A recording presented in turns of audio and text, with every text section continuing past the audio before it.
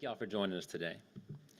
As you know, after a prolonged, years-long legal battle, the mayor recently reached a proposed settlement with the Houston Professional Firefighters Association. This settlement marks a significant milestone, potentially bringing an end to years of costly legal battles and enabling our dedicated firefighters to receive fair and competitive compensation for their invaluable services to our city. As we recognize this positive step, we must also acknowledge the financial challenges that lie ahead. My commitment as Houston's financial watchdog is to promote transparency about city finances, increase public understanding of how your tax dollars are being spent, and drive efficiency and effectiveness in city government so that we can invest more in you, in your family, and across our community. Opportunities like this to have an open dialogue about our city's finances are crucial for delivering on that commitment to Houstonians.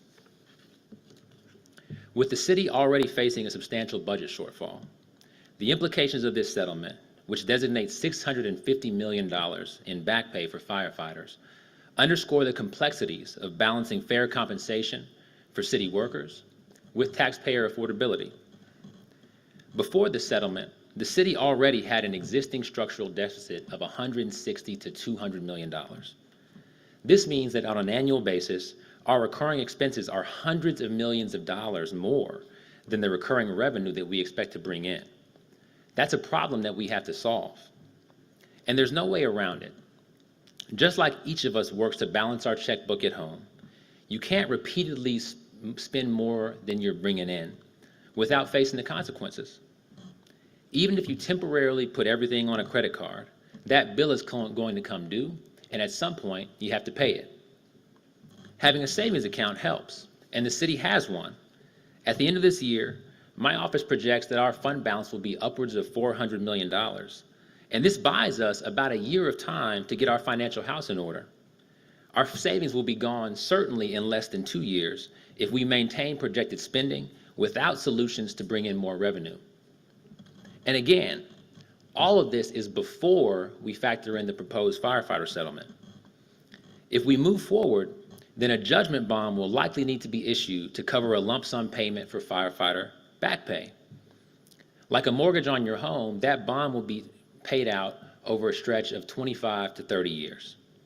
And a $650 million bond will, in the long run, cost the city $1.1 to $1.3 billion when you factor in interest payments.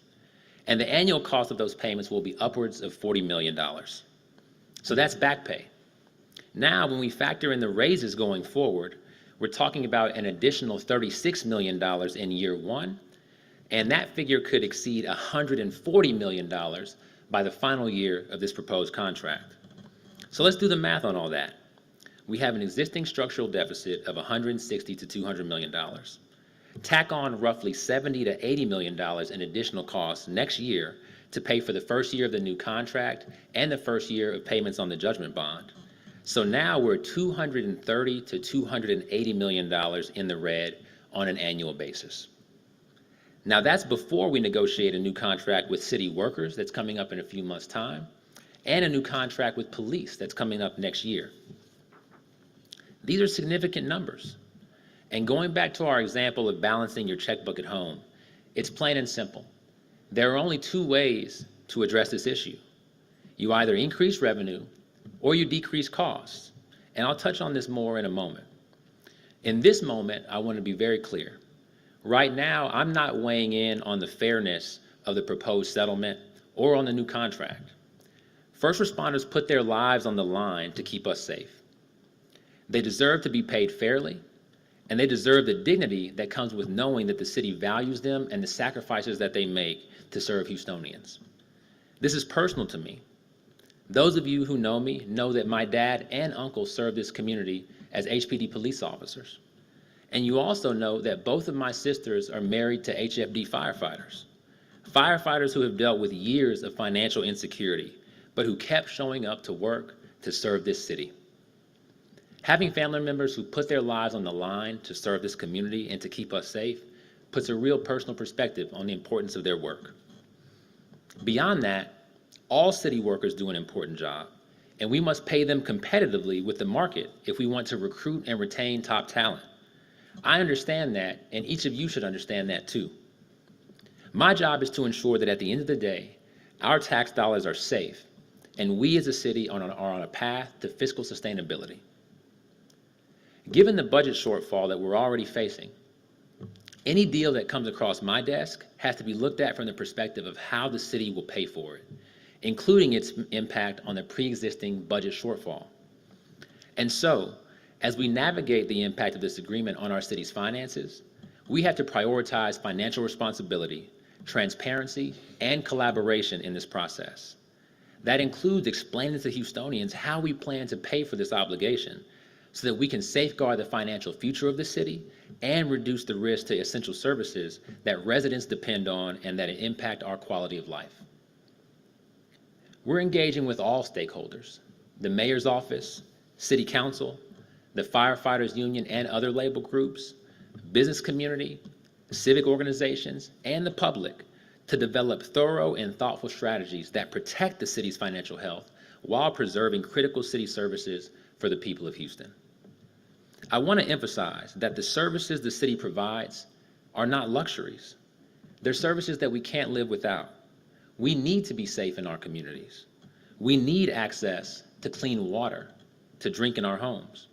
We need our trash picked up, and we need our roads and sidewalks to be safe to walk, bike, and drive on. These are fundamental necessities that residents expect, depend on, and pay for with their tax dollars. And so even as we think about ways that we can be more efficient in providing these services in order to safeguard our financial future, large-scale cuts and layoffs will not get the job done. That means we have to take a hard look at revenue options, in addition to diligently searching for ways we can operate more efficiently. We were elected with a mandate to not only maintain, but to improve the quality of critical city services, and in doing so, to improve the quality of life for the people of Houston. And we must uphold that responsibility. My office is committed to working with the mayor, city council, and all community stakeholders to identify practical solutions that that consider the needs of our city today, tomorrow, and for years to come. And I'm personally committed to fulfilling our obligations with integrity and accountability as we navigate the challenges ahead transparently and with a sense of collective responsibility. Thank you. Now I'm happy to answer a few questions. We'll go to with KG11 here. What are the options your office is considering when it comes to collaborating with the city in terms of how taxpayers might be paying for this? Sure. So to clarify and make sure I understand your question, you're talking about cost opportunities, cost savings opportunities? Yes, exactly. Sure. So we're already engaged in a working group with the mayor's finance team, and that's turning over every stone to look at opportunities for our city to cut costs, to operate more efficiently. A significant aspect that is the PFM report that comes up more and more often these days that gave us dozens of options that might save $1 million here or $5 million there. But if you think about our current financial situation with a hole of $160 to $200 million, which is going to balloon to well upwards of $200 million and closer to $300 million soon, you know, those one-off opportunities are not going to get the job done. And so we have to look at revenue at the same time. Yes? So kind of related, the mayor's team has proposed adjusting the revenue cap and potentially implement a garbage fee. Do you agree that these two measures are absolutely necessary for us to consider right now? There's certainly things that we should consider. The garbage fee is something that the city of Houston is unique in that we are the only major city in the state of Texas that doesn't have a garbage fee. And so look, I'm always someone who wants to look to how other cities have tackled some of these challenges. And what seems to be a solid practice across the state of Texas is that cities have a garbage fee that helps to pay for this incredible and necessary service. In addition, you talked about lifting the revenue cap. Now, two things. Number one, I'm on record publicly saying that we should have eliminated the revenue cap a long time ago. And even if we were not to eliminate it in its entirety, we should have a public safety exception so that we can pay our police officers and our firefighters without sacrificing the level of services across this community. That having been said, there's no option this fall to lift the revenue cap. We just had votes on charter amendments this past year, and the next time that we can do that by law is in the fall of 2026. And so while we might message to the public that this is about public safety, we can't specifically pursue a public safety exception to the revenue cap by charter at this moment. What we'll have to do is simply explain to voters, here are what these services cost, and here's what, here's the bill that we want to send you to pay for it, and make sure that we're making a convincing argument to them that that's fair. Now, to do that, we have to demonstrate that we're being a good steward of the resources that they're already investing in the city of Houston. And part of my job is to make sure that we're being transparent, sharing information about city finances to make clear that we're being a good steward, and also auditing the city so that we can find more opportunities to be efficient, to crack down on waste, fraud, and abuse, and to better deliver in a way that Houstonians deserve. Yes? You said you weren't going to weigh in right now on the fairness of this proposed settlement. Is that something you plan to do in the future? Because it's pretty hard to tell from the outside, just whether this is a good deal. Listen, we're waiting to understand some of these details in the same way that you are. The inner workings of the negotiation obviously are quite sensitive. We haven't been briefed on so many of those details. We have the high level numbers. That's what we're sharing, and we're offering our perspective on that right now. What's clear is that some sort of settlement needs to be reached, right? Whether 650 million is the right number, that came down to the folks who were in the room. Obviously, the firefighters feel that it's fair to them. They voted overwhelmingly to support this as a union. We have to look at the numbers of what the city was at risk of losing if we were to proceed in litigation or arbitration, and we haven't been exposed to those figures just yet. As we move forward, now that's pretty easy to get a hold on. Are our firefighters being paid at similar rates to Austin, to Fort Worth, to Dallas, to San Antonio? We're waiting for those figures too, but I think it'll be pretty easy to suss out from anyone's perspective if those numbers are fair once we get a hold of them. Was the city communicating with your office while they were doing these negotiations? No. What led to the budget shortfall, and what's your message to taxpayers who will be footing the bill potentially for this settlement? This is a long-standing pattern, right? The city for years and years has been spending on a recurring basis more than it's brought in on a recurring basis. Now, how has it plugged those holes in the past? Now, certainly dollars that we received from the federal government for COVID were a big chunk of that. But previous to that, we had money that came in for other disasters. And there were other one-time solutions, such as selling a piece of property to plug a hole in that budget. This is something that cities across the nation have faced. But at some point, you have to face the music, right? Again, you start to look at the numbers and they pile up. And it's my job to at some point say, hey, we can no longer foot this bill. And so that's what we'll continue to do to make sure that the mayor and city council are aware of the financial situation that we're facing. And just as importantly, to make sure that the people of Houston understand what's going on downtown and have the opportunity to weigh in and hold their leaders accountable. I understand that all of this is still in the works and you're still getting the numbers and the payment plans. But have you made any kind of decision on whether ultimately you will be approving this? Like, is there any chance that you will, at the end, not approve whatever deal is passed by the city council and approved by the judge and all of that? So ultimately, my job will come down to certifying the availability of funds. That says we have the money to pay this bill. As I've laid out here, because of our historic fund balance, we will be able to pay the bill in the near term. The question is, will we be able to pay it over the longer term? And that's where some of these tough choices have to come in. Again, we have to either dramatically decrease cost, dramatically increase revenue, or some combination of the two. And from my look, there are certainly opportunities for our city to operate more efficiently, but we're not going to get there with cost cuts alone. So what you're saying basically, sorry, just so I make sure that I understand. So as long as the plan that does move forward has a long-term type option, then that would be something that your office would approve?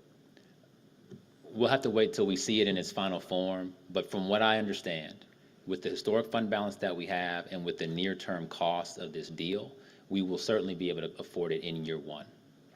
Do you think it was fiscally responsible for the city to also reach a 5-year prospective contract with firefighters at the same time as this FAA agreement? Again, I'm not weighing in on the fairness or equity of this deal. Ultimately, we need to make sure that firefighters are being paid fairly.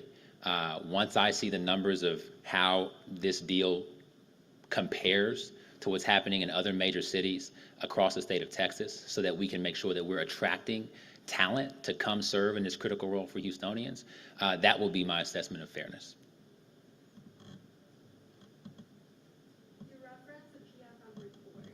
Are there any specific recommendations, anything the city should prioritize exploring from that report? We're still digging into the details of those. Ultimately, it comes down to which of these options save us the most money, and which are the easiest, frankly, to execute and to implement, right? And so we're in the process of going through them with a fine-tooth comb, one by one, to understand the intricacies, how hard they would be or easy to implement, and what we would get out of it, what's the bang for our buck.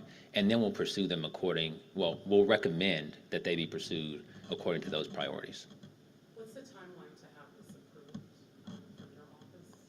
Is there a timeline? Just No timeline has been laid out. We understand the intention is to get to the finish line ahead of the new fiscal year, which obviously is, this one wraps up June 30th and the next one begins on July 1. But we also know that there are a number of steps in this process. We have what sounds like approval from the union. The judge has to approve it. The attorney general has to approve it. City council has to approve it. And so we're not going to lay out their timeline for them. When it comes to us, we'll take our turn. Any other questions?